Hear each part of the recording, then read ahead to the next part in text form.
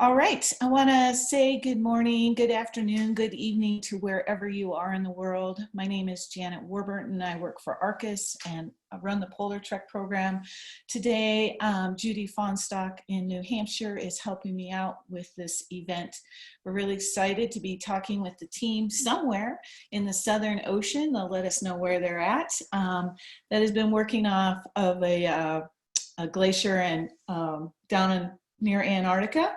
They're on the research vessel, the Nathaniel B. Palmer, and we're going to hear more all about that in a moment. Today is Monday, March 9th, 2020 in the Northern Hemisphere at least. And with that, we'll get started here and welcome all of you to our event. So if you haven't already done so, please in the chat area, let us know who you are, where you're coming from, and who's joining us today. It's always nice to get a virtual idea of who's participating. Before I turn this over to Sarah and the team, just a little bit of background about PolarTREC program. It's a National Science Foundation Office of Polar Programs funded program. It's hosted by a nonprofit, Arctic Research Consortium of the United States. We're based primarily in Fairbanks, Alaska, but we telecommute from around the United States. And our program, PolarTREC, which Sarah is a part of, puts teachers and informal science educators with polar researchers in both the Arctic and Antarctic, and they get to go out and do hands-on field science with them and then bring that back to their work environments and share it with all of you. We've been doing this since 2004, and to date we have over almost 200 educators that have participated in our program. During this presentation, I will remind you to just kind of keep yourselves muted so we don't have lots of background noise, and then post your questions in the text box below as they come up. With that, I'm going to turn this over to Sarah and Judy for a moment. So go ahead. Judy, are you going to say something? No, go ahead, Sarah. Hi, everybody. My name is Sarah Slack. I am a STEM teacher in Brooklyn, New York. And for those of you that don't know, STEM stands for Science, Technology, Engineering, and Math. So in my classes, we combine ideas from all those subjects, mostly to work on design challenges. I've been teaching for 11 years, and for the past 3 of those, I've been at JHS 223, the Montauk School. And I know some of my students are out there listening right now, so it's great to be a little bit closer to you guys than I've been for the past couple of months. The hardest part about being away from Brooklyn is, or just being gone for 2 months, is missing my dogs, Ted and Elsie, who are also known at my school as our school therapy dogs. Sorry, family. And really not getting many opportunities to go for long walks on a boat in the middle of the ocean. I'm going to turn it now over to Frank, who's the researcher that I've been working with here on the ship. Yeah, hi. So my name is Frank Nitsche. I'm a research scientist at the Lamont Doherty Earth Observatory of Columbia University, also in New York City. And I'm here as a research liaison, one of several investigator scientists on this expedition. And I've been working in Antarctica for quite a few years now, and this is my eighth expedition to study different, all on a ship basically, to study this part of Antarctica and several of the, mostly to study processes of glaciers, the seafloor, how it's shaped, how deep it is, how warm water can get to the glacier, the glacial history of Antarctica. And as also mentioned, so I'm also living in right now. And off to the next slide. So next slide. We are here at the base of the Thwaites Glacier off the southwest coast of Antarctica in the Amundsen Sea. And the first question a lot of people asked when I told them about this trip is, why Thwaites? I think since we started, some of that information has come out in the popular press with stories, places like Rolling Stone or PBS or USA Today has talked about Thwaites Glacier. It is sometimes referred to as the most dangerous glacier in the world. It doesn't contain that much ice by Antarctica standards. It's the size of the state of Florida. If it were to melt, it would raise global sea levels by about 2 feet. So if this one glacier melted completely, sea level would rise 2 feet. But one of the big issues with Thwaites is that it also holds a check behind it for other glaciers, which if they were all to melt as well, that would raise global sea level an additional 10 to 13 feet. So that would make Thwaites the single largest driver of sea level rise in the 21st century. So we think of Thwaites as kind of a threshold system. It's not going to melt slowly. There's a possibility that it will just collapse like a house of cards. It's stable until it's pushed too far. And then we believe that the coastlines around the world would be altered by that. So next slide. And just maybe to add to that, so we also studied the Detroit Glacier because a couple of years ago, some models showed that it might have passed the threshold, that it, would melt for sure, but this model had a lot of uncertainties in the background, so a big program was then created between the Great Britain and the U.S. to study this glacier to get better boundary conditions to really identify, like, is this glacier for melt for sure, and if it's happening, how fast it would melt, and how much it would rise. A lot of depends on like how much warm water might get to the glacier and what the structure of the bed is. So to take part in this expedition, we left from the city of Punta Arenas, Chile on January 25th. It took nearly 11 days for us to travel from that location in South America down to the Amundsen Sea off the southwest coast of Antarctica.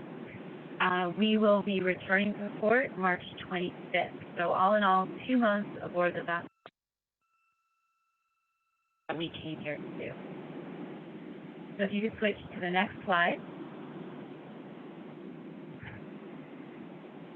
So I'm and Sarah as well, we are part of what we call like the THOR team, the Thwaites Offshore Research Group. Basically, to study this Great Glacier to really understand what might happen to it, given that it might be a great danger to sea level rise.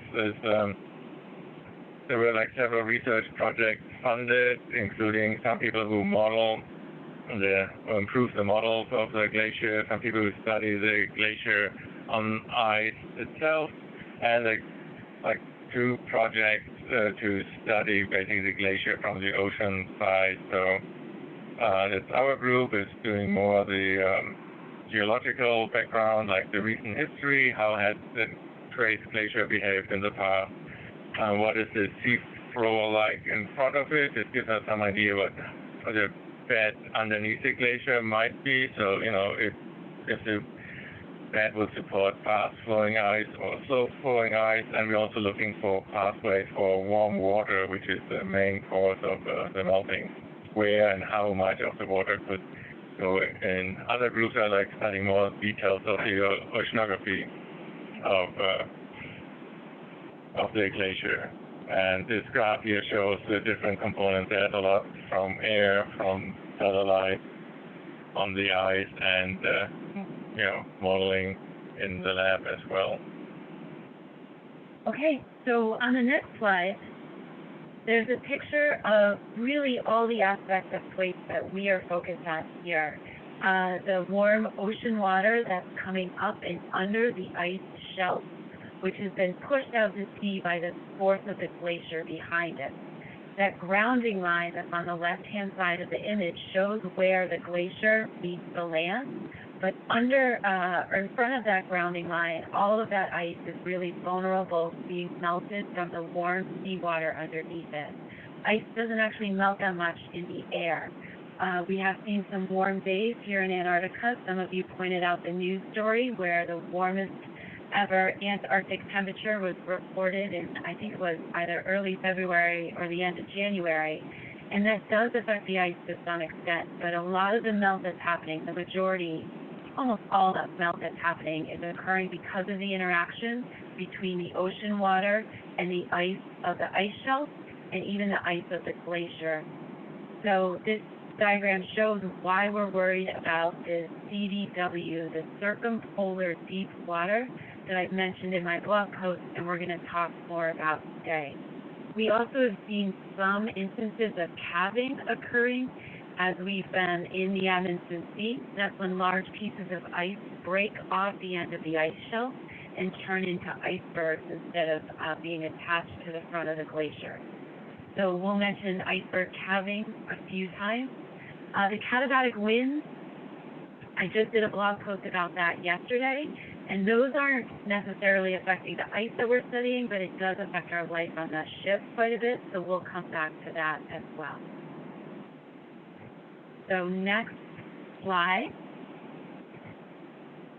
shows some of the changes to the ice sheet that we've seen happening from satellite images during the time that we've been on board the ship.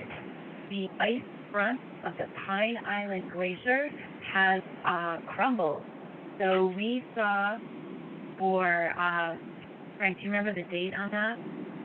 That was earlier on in the cruise. We were like the first week here, and this is actually the Pine Island Glacier, that's the glacier next to the Thwaites. And I don't know if you can read the scale, so the ice blocks they were carving up, they're like 15 and 10 kilometers long and maybe like 5 to 6 kilometers wide. That's huge blocks of ice. And what's concerning about it is that usually the carving happens all the time, but especially as the Pine Island has over the last 10 years increased the rate it's carving, so it's more and more frequently carving. And what happened during our cruise was actually that we were able, if you see on the right, the red is actually the cruise track. So we were able to go to the area that was previously covered by the ice shelf and map this new area of seafloor and study the area right where the ice was just coming up a few weeks ago. So other instances or other things we've actually witnessed and experienced here that show that ice is melting are on the next slide. We were the first people to realize that this piece of ice in the Amundsen Sea was actually Stiff Island. We named it Stiff Island. It was revealed as the ice that was perched on top of it melted away. And on the blog, I linked to a great time-lapse video on Twitter where you can see that the ice shelf of the Pine Island Glacier once rested on this little bit of rock outcropping, but as the ice retreated and melted away, it left behind this one large piece which has decreased in size over time, finally revealing that there were rocks underneath it. So some of the geologists from the Palmer were able to take the Zodiac, the small inflatable boats, go out to the island and collect rock samples, which they will bring back to their labs to analyze further.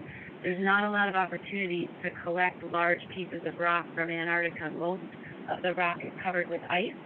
So this was an exciting opportunity, but it happened for unfortunate reasons. The ice is melting, and therefore we were able to discover this island. So on the next slide,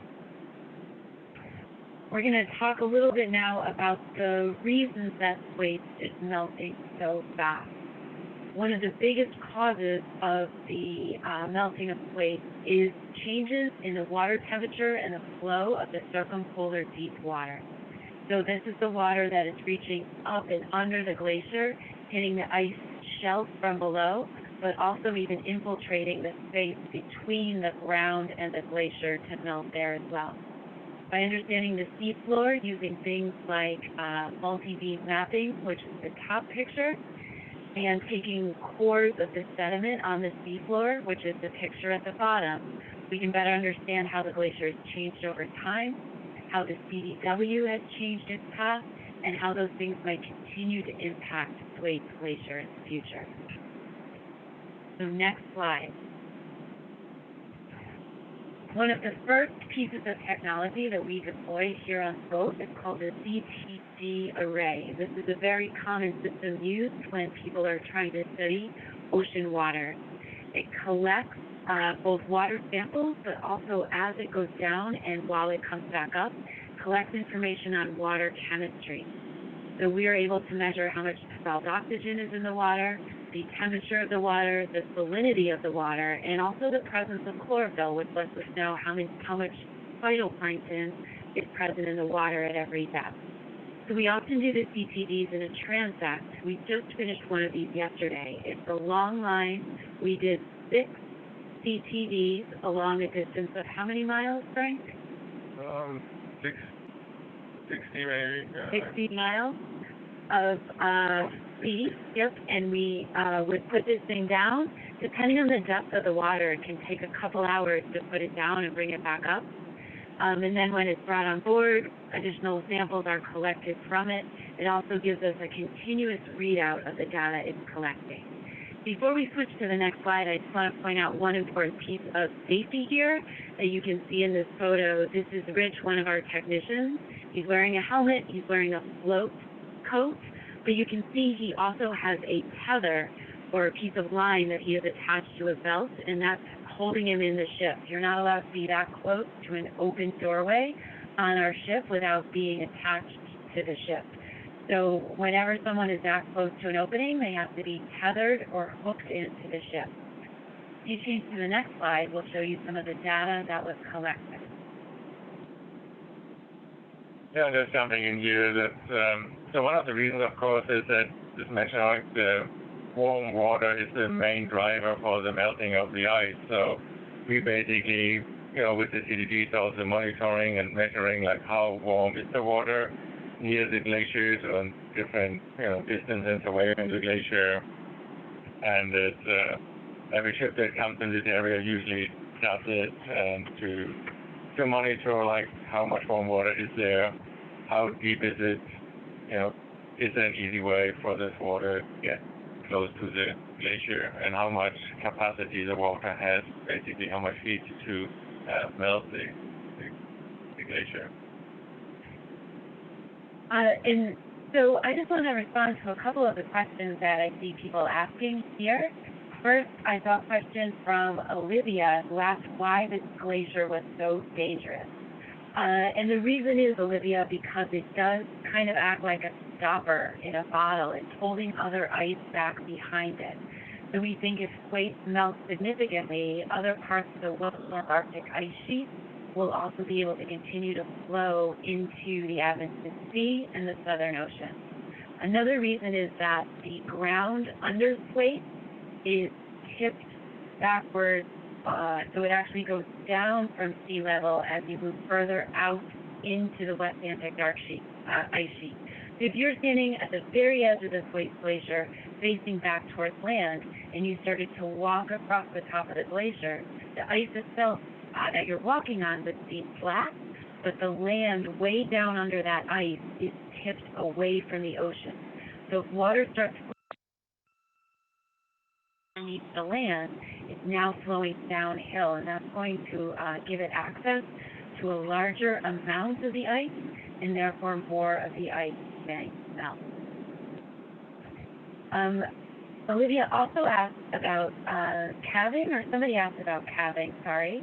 And last year, I think you guys got to see some calving occur along Thwaites. There was last year, the end of the cruise, I wasn't there, but some colleagues on the boat were there. So there was also a large calving event on the Thwaites itself. At the end of the cruise, a lot of icebergs broke off, again, from an area that hasn't broken off. I mean, calving is something that it's just naturally, usually the cycle of this glacier is that, it snows on top of the ice flows to the ocean, and then after a certain distance, it just breaks off and the icebergs break away. And then if everything is in balance, that happens every, depending on the flow rate of the glacier, every like 5, 10 or years. But if it's not in balance, it happens more frequently. Larger chunks break off, and if too much of some of the ice that's floating in front of it is basically holding back the glacier. If too much of this ice is breaking off in front of it, it will basically let speeding up of the flow of the glacier, and the thinning of the glacier, and more the ice will go to the ocean. So we are kind of concerned if too much is breaking off. So if you could flip to the next slide. Other work that we're doing involves taking sediment cores from the seafloor. So we have a variety of different coring systems that we use. The one that Allie is working on in this picture is called a casting core. A casting core can go down up to 3 meters into the sediment and bring up a record or a history of what's happened in the water. Sometimes 3 meters of sediment can only show us 50 years of history. Sometimes, depending on how much sediment has landed on the seafloor, this could be 100 or even 1,000 years of history. So we can't say that there is always a timeline. We know how far back in time a core will show us until the researchers have started to do additional analysis on the sediment. So if you flip to the next slide, it shows some of the types of coring systems we use here on the ship. Number one is the mega core. This puts down 12 tubes at once that do a good job of sampling surface sediment. So each tube is only 60 centimeters deep, but it takes a bunch of different samples right from the sediment. This is the core in which we are most likely to find the things that I like the most: starfish or brittle stars, small organisms that live at the surface right on the seafloor, and those get trapped in the multi-core. Number 2 shows our jumbo piston core, which the longest one we've attempted so far on this cruise was 80 feet long. The one that Dr. Allie Graham is standing next to, I think, was a 40-foot JPC. And this one samples deep into the sediment to give us the longest historical record that we can get. In number 3, we brought up something called a box core, which is exactly what it sounds. It's a box full of mud from the seafloor that scientists can use to analyze that water-sediment interaction. So that top layer of the sediment right at the bottom of the water, they can get a lot of information from that.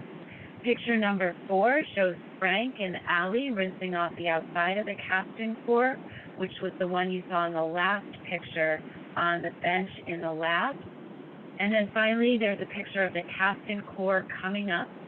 The ship has a variety of different winches, which raise and lower these heavy cores. One of the marine techs estimated that casting core can weigh upwards of 900 pounds when it comes up full of sediment. So on the next slide, there's a little information about what we do with those sediments, some of which I've already mentioned to you. It basically, to me, looks like a bunch of brown mud. It is very dirty work, but there are slight differences in color, in texture, and in composition of these sediments that allow researchers who know what they're doing to understand better what was happening in the Amundsen Sea at the time that sediment was deposited. I think you are still one picture behind us, so if you could go ahead, one more photo. There's a picture of a core and a color guide that shows how we take pictures of the core, but also make sure that we're always looking at it in the same color scheme. So maybe? I'm on processing the sediments, or do you want me to go back? Processing the sediments would be great. Let's go right to that one. Okay, and before you get too far along, there was some clarification about the coring. You said that the cores go 40 to 80 feet down to the seabed. Is that correct? Our longest core, the JP, can go up to 80 feet down. We can use it in different incremental lengths every 10 feet. So we could put down a 40-foot core, a 50-foot, 60. We attempted one 80-foot core to try to get a deep sample. Most of the course we're taking, this is we see like 30 to 40 feet long. We usually try to cut the core first, 3 meters, like 9, 10 feet, and then if we have good soft sediment and we see enough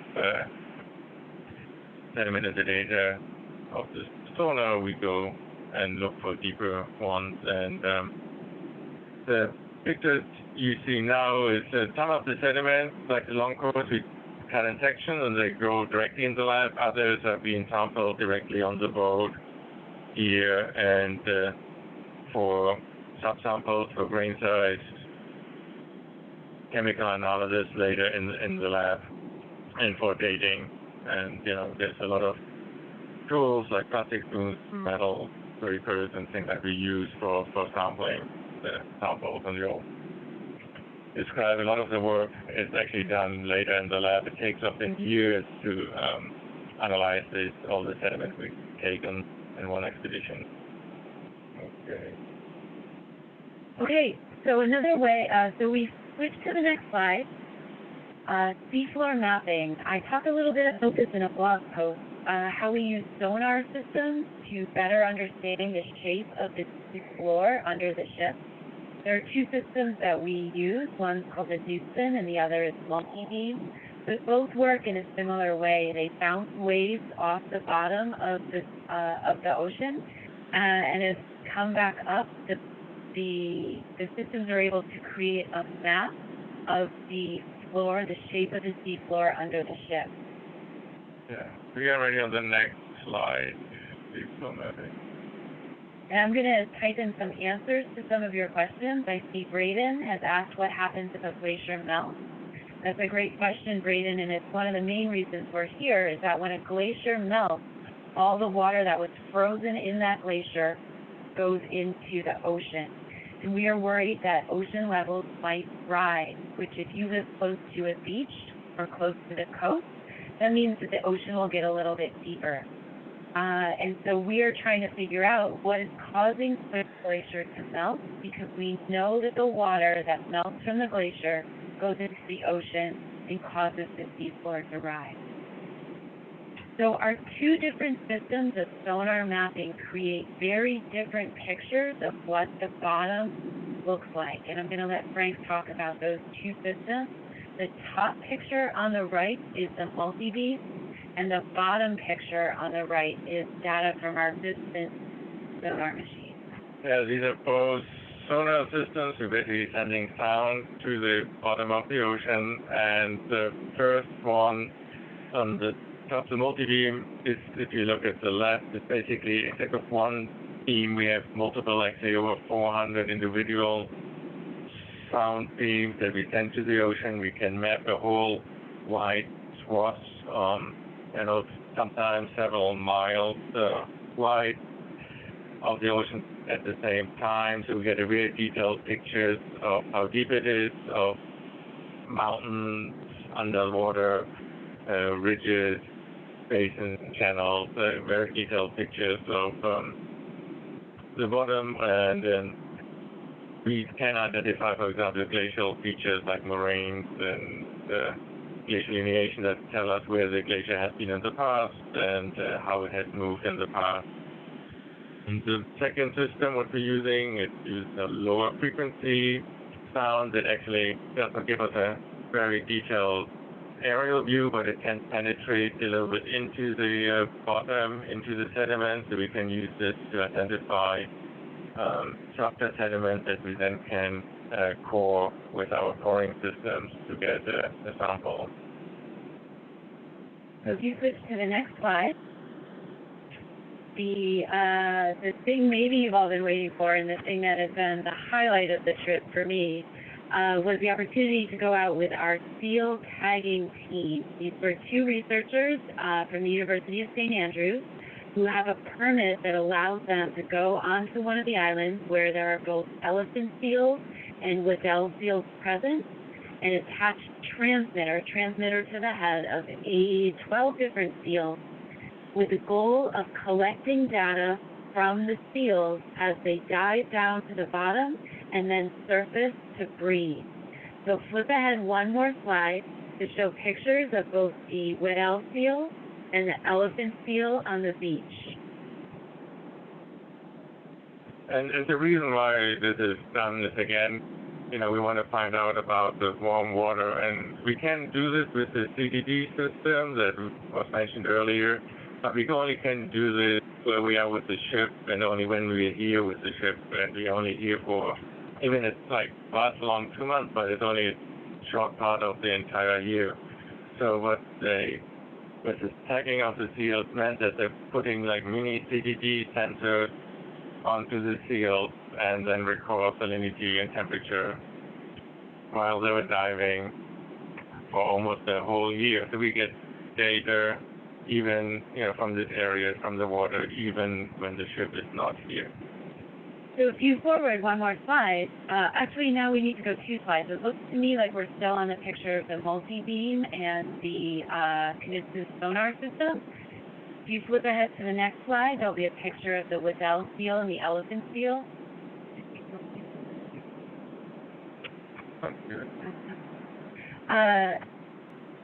Sorry. So I have, I think there is, I am on seal tagging. Okay. Great, thank you. I'm sorry, we can't on our end. So there is a picture of a very cute Weddell seal and a very not so cute elephant seal. Weddell seals are not quite as good at diving, but they're smaller size, and their longer fur makes them a little easier to catch and to put a tag on. The elephant seals can be absolutely enormous, and that can make it difficult for the researchers to restrain one long enough to put a tag on. The permits come from the Federal Commonwealth Office in the UK, but before they can acquire that permit, the researchers have to go before an ethics board and explain why they believe that putting these radio tags on seals is the best way to collect this information, and that the information the seals bring back will be valuable to the research. So it takes a lot of time for them to develop their proposal to tag seals, and there's a really rigorous process for them to justify why it's necessary. So now here are some pictures of that seal tagging event. You can see there are 2 guys with something called a head bag trying to restrain an elephant seal, while a 3rd researcher is attempting to anesthetize the seal quickly. They do this by putting a small dose of sediment into a very large vein that runs down the seal's, I said sediment, not sedative. Yeah. Too much dirt work here on the boat. So they put a little bit of sedative directly into a vein that runs down the seal's backbone, and that allows them, in the span of 10 to 15 minutes, to take some information about the seal, including estimates of its weight, its length, and its overall health, and then also to attach the tag to the seal's head. So the seal in the bottom right-hand corner is a Weddell seal. She is just waking up from her anesthesia. It takes them maybe 5 minutes to become fully awake once the anesthesia has started to wear off. And that tag will be firmly attached for the next year until she molts. She loses this coat of fur and grows a new one, and at that time the tag will fall off. On the next slide, there are some graphs that show us the amazing amount of information that a single seal can provide to the researchers. So this is a set of data collected by one elephant seal. It shows 3 weeks of information. The very top graph is very skinny. It's green and yellow mostly. Green areas in that top graph show when the seal was hauled out of the water. That means it was resting on the ice. blue shows, and you can barely see the blue in our picture. Blue shows when the seal came up to breathe, and then yellow shows when the seal was diving. The next graph below it shows the depth of those dives in yellow.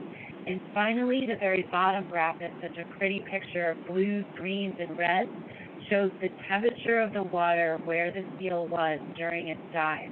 Those red areas on that graph show that the seal found the circumpolar deep water. It dove deep and found warmer water. That is the warmer water we're interested in because that's the warmer water that's melting the glacier. Next. We didn't collect any data from the Adelie penguins that we saw, but they were such huge.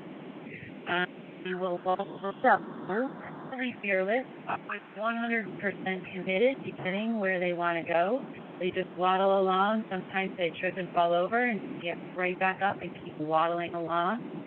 The chicks that we saw were just starting the process of bolting themselves, which means losing their old feathers and growing new adult feathers. So these guys clearly, the bottom right-hand picture, are still being fed by one of their parents and still looking a little rough around the edges. They don't have their grown-up feathers yet. Now we're going to switch over to life on board, but I just saw a great question from the Risk and Race Against Waste students at my school. Southern Ocean. I have not noticed any garbage. We actually have we've seen 2 other ships since we've been down here. So for the past month and a half, we've seen 2 other ships and no other people except for the ones on this ship with us. One ship was a fishing vessel that got stuck in the ice, and the Nathaniel B, our icebreaker, had to break a path for that ship to get free. Another ship was another research vessel from South Korea. So we have seen no signs of human life down here, but I have not seen any garbage. No, I mean, I heard that maybe in the Antarctic Peninsula there might be something, but the environmental laws and regulations are very strict. So here on the ship, we're not allowed to throw anything overboard. Everything that we drop, every kind of, even instrument that stay longer, we have to get a permit for. All the garbage is collected. The waste, we have basically a wastewater treatment system on board for all our wastewater. Nothing's untreated get somewhere else. So there are very strict regulations. I just want to, before you go into life on board, Sarah and Frank, there were a couple of questions about seals. One of them is just, again, why do they tag the seals? And then somebody else wanted to know who issues the seal tagging permits before we get too far. I answered both of those. The seal tagging permit is issued by the Federal Commonwealth Office in the UK. And then the seals can provide information. Often it's more detailed than anything else we're able to collect because they do come back to the surface. So every time they come up to breathe, the data that they've collected goes up to a satellite. So we can get this picture of day-to-day changes in their location, but also in the water properties every place that they go. Right now we've been trying to collect something called a mooring. It was anchored to the bottom 2 years ago. Is that right, Frank? Yeah. 2 years ago, and we're trying to get it back so that they can download all the data that this mooring contains, but it's stuck under an iceberg and we can't get to it. So having the seals as a source of data means that they're constantly feeding their information back to the satellites, and scientists can get real-time data on what the water looks like. And they're also going to areas where we cannot go or haven't been able to go with a ship as well, so that, you know, they're collecting a lot of very useful data. I mean, that for our purposes, there's of course also biologists taking the seals to better understand, like, the life cycle of the seals, where they're going, and then, you know, be able to better protect them as well. So Danby in second grade asked about other animals that we've seen besides seals and penguins. Those are the big 2 for me, although we have some 3 people on board who serve as protected species observers, and their job is to stand watch on one of the highest, or the highest place on the ship, to look for whales, dolphins, mostly, or penguins and other birds that they see. So it's mostly mammals with a few birds. They keep careful data of everything that they've seen, and they get to see the most because their whole job is to watch. They have seen orcas and many different species of whales. They've seen some kinds of dolphins, and they've seen a lot more bird species than I have. But dolphins are not in Antarctica. That was on the way here. It was closer to Chile.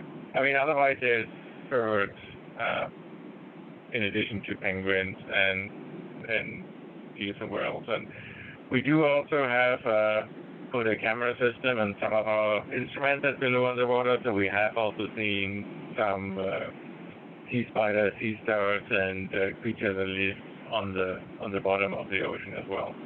Oh, and I hope to post a video of that soon, so stay tuned, everybody. I'm going to answer one more question from the Merzak, and if you could flip to the next slide while I'm doing that, if you haven't already, the slide that shows pictures of life on the boat. Mr. Merzak asked about the shape of the seafloor and why it matters. The CDW, that circumpolar deep water that's just a little bit warmer, is also just a little bit saltier than other water in the atmosphere of the sea, so it sinks to the bottom. The shape of the seafloor can show us where there are channels or troughs in the seafloor that bring that slightly saltier, slightly warmer water right up to the base of Thwaites Glacier, and that's the main force that's causing Thwaites to melt. So it's the CDW that sinks down into these low points in the seafloor and flows to the base of Thwaites. We can also learn about high places in the seafloor, places where a glacier or an ice shelf might get stuck as it moves out into the atmosphere of the sea. So those are called pinning points, these high points in the seafloor. Remember that ice is 10% above water and probably 90% below the surface. So huge masses of ice stick down and can get stuck on the bottom, and that can slow the flow of ice behind it, so that less ice is moving towards the water, and therefore less ice is melting in that water. Yeah, and last but not least, we're also learning about, we can see traces of the past glacial movement, so we learn about like how fast the glacier has retreated in the past, and then it helps to predict how fast it might retreat in the future as well. All right, so there's a few more questions in here that I will, did Bambi, I think Bambi maybe also asked, how can we stop the glaciers from melting? Or how can we stop Thwaites from melting? And I think that that is not what that's a big question, and it's a really difficult one. We think that the glacier is melting because the warm water is reaching the glacier. The warmer water is reaching the glacier, maybe because of climate change. Winds far away from here, winds are pushing that warm water down and up towards the base of Thwaites, and that's creating this situation where the glacier is meeting warmer water and melting faster. But ice all over Antarctica is melting, and that's a result of climate change. It's a result of more warm air getting trapped near the Earth's surface by a thickening atmosphere. There's a lot of things that will need to change in order for our Earth not to get significantly warmer. Yeah. And even if we might not, directly can stop this glacier from melting, we want to know much better and much more detail, like how much is it melting, how far. It will make a difference if it melts in 100 years or 200 or 500 years or 1,000 years. And so we have to know better understand the rate of the glacier.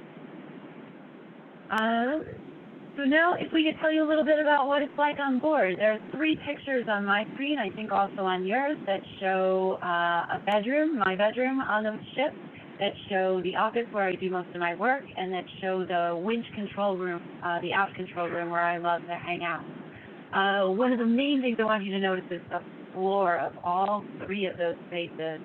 It's this green sticky rubber that reduces the amount of sliding that happens on that floor. So when the winds pick up here, which they are supposed to be doing today, we're going to see a lot more stuff moving around, sliding across the floors. The chairs sitting around me at that office don't have wheels on them. We can't have chairs with wheels on a ship that's constantly rocking from side to side. So not only are there no wheels, there's also metal braces along the floor that further stop things from sliding around.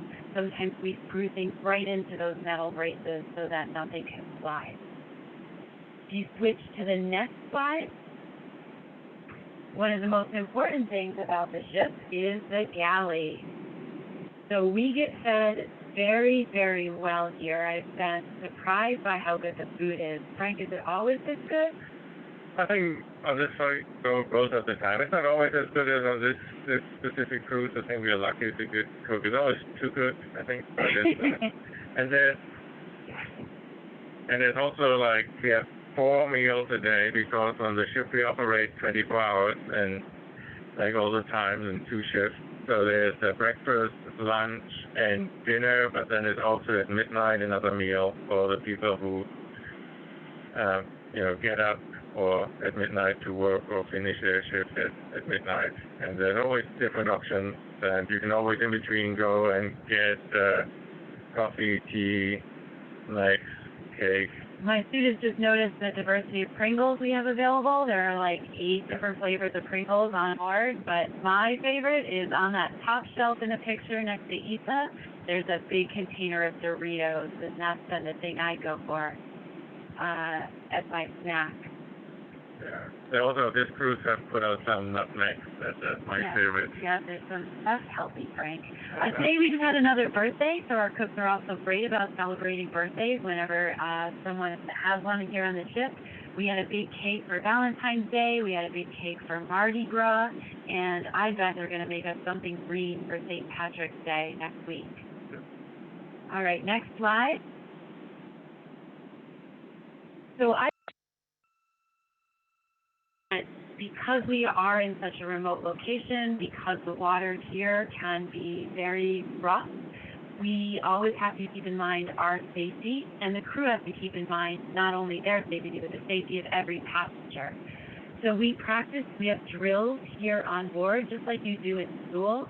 We practice what would happen in case of a fire, and in the picture on the left here, we are practicing what would happen if we ever had to leave the big ship.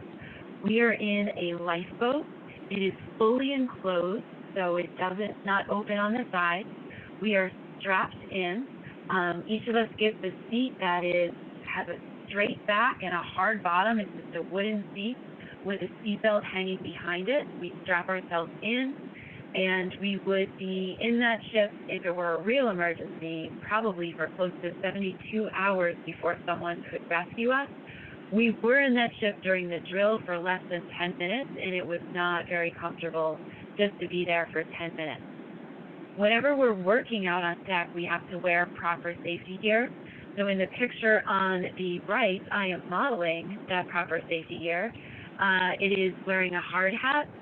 The suit I'm wearing is called a Mustang suit. It is a full-body life jacket. They also make just regular jackets. But in this picture, I'm about to get into one of those little Zodiac boats to go see the seals and penguins. So this not only keeps you afloat if you fall in, it also keeps you dry and warm when you're going to be out in the Antarctic wind for a while. Lastly, I'm wearing steel-toed boots. So whenever you go out on deck, you need to have on steel-toed boots that would keep your toes safe from any of the equipment that we work with on the deck.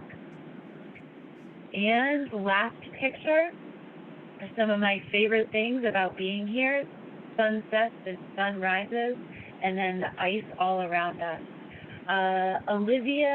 Sienna just asked how long it takes to go from place to place on the ship. The ship is about 300 feet long, and there's a lot of heavy doors in the hallways that we have to walk through. So it can take a lot longer to walk down a hallway here than it does to walk down a hallway at school, especially if we're rocking back and forth. It's also 5 floors, so more than 5 floors high, so there's no elevators. You have to climb up the stairs. Yeah. And so it's a lot of walking down, but it's not too much. It's very doable. And we see Olivia wants to say hi to her dad. He's not in the room right now, but someone is trying to find him, and we'll try to get him here before you have to disconnect. We'll also try to switch back to video here in just a minute. So we are making sure we've answered all of your questions.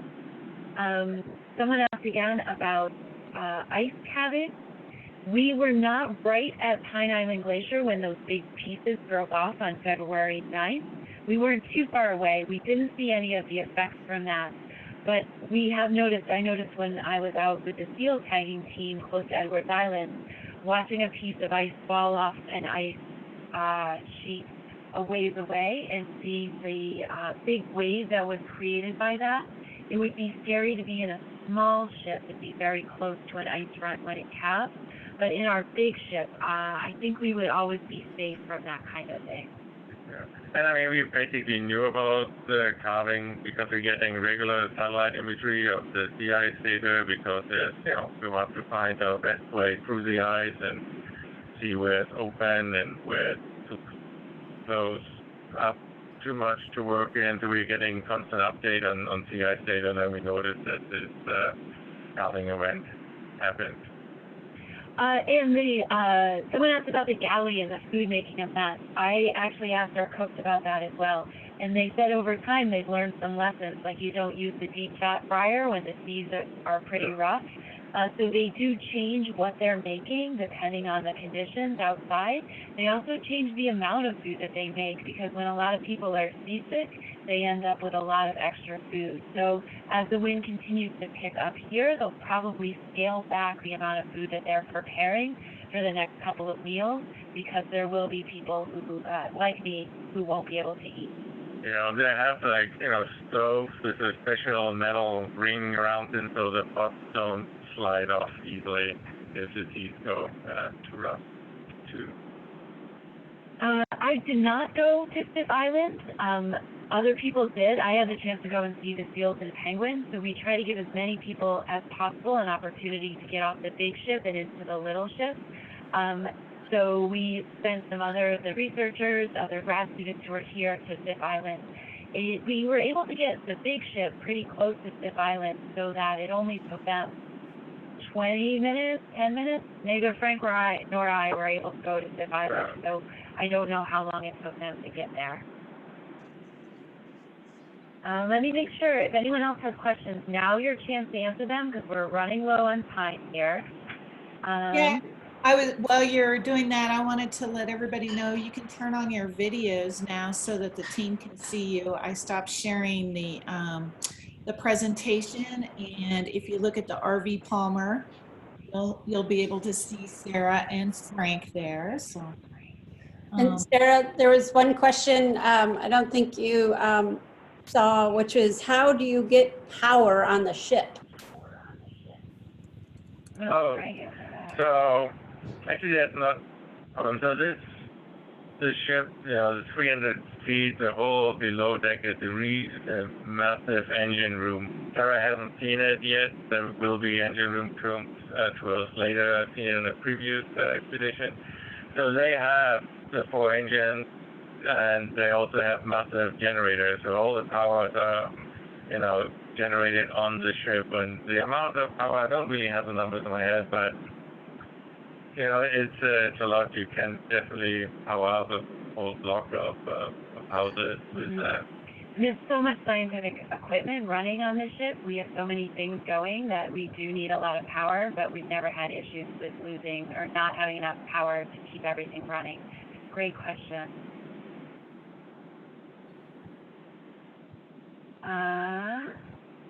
It looks like,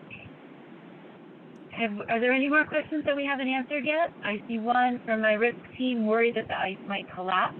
Is that from when they were on Stiff Island, guys? Do you want to know if they were worried about the ice on Stiff collapsing when they were there? That iceberg does look like it's dangerously perched on top of the rock, but the marine techs are experts in assessing the safety of situations. It definitely was not exposed part of the island if they felt that ice was unsafe or unstable in any way. We also had our seal tagging team of Lars and P go out on ice floe, so a floating piece of ice that was not resting on land. They went out on that, and when they tagged the so they, again, the marine techs were there with them, making sure that ice was safe before anybody was We have a lot of very experts here. We have another great science question here. So if the ice from the glacier sublimates, would the water become part of the water cycle and become part of the glaciers again? It might be. I mean, we do again with the CDD and also with the series, I can see the fresher water, the melt water from the glaciers, from the ice that's coming out, and how this is mixing with the ocean. So eventually, some of the the melt water will mix with the other water in the ocean, and then evaporate at some point and travel with the clouds and fall back as snow back on the glacier. The problem at the moment is it's more melting than snowing on the glacier. If it's in balance, you get as much melting than you get snowfall on the glacier, and nothing happens to sea level. But if it's melting faster than it's snowing, then basically you'll get more water into the ocean, and that will raise the sea level. So there's been a request for Frank to, I should call you Frank if you're going to go to the school. We are hoping to have him come in and meet with students in Brooklyn, maybe on Family Science Day at the Montauk School, which is on Sunday, April 25th, or maybe actually come and talk to our after-school teams or to other classes.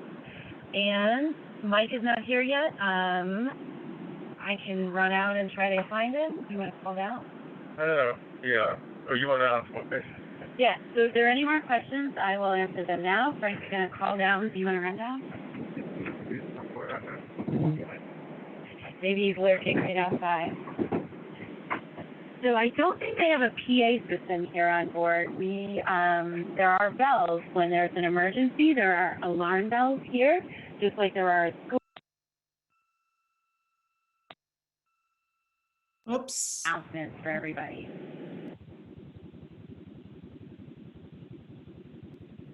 Okay, you were kind of stopped there for a moment, Sarah, but I think we got it, that Frank is going to go check on looking for Mike. And let's see, I don't see any other questions. I think you did pretty good. If somebody had a question earlier that we missed, please repost it. But I think we did pretty good on all of those. I know that there were a couple of people that were starting to sign off also. I'm sure that there's classes and things that are happening. So thank you everybody for joining us today. And thank you, Sarah and Frank. We'll just kind of hang out here for a little bit if people and family want to say hello and just kind of stand by. Otherwise, this event was recorded and we'll be posting it on the website and sharing it with others. So if you had to leave or you want to share it with other people, it'll be up on the website in a couple of days and we'll send it out to everybody that registered. So thank you for doing this today and joining us. Great presentation. Thanks, everyone. I don't see anybody's videos on the screen, so I can't see if people are waving. Wait, gallery view. Oh boy, Mike's here. I hope Olivia's still there. Mike's here to say hello.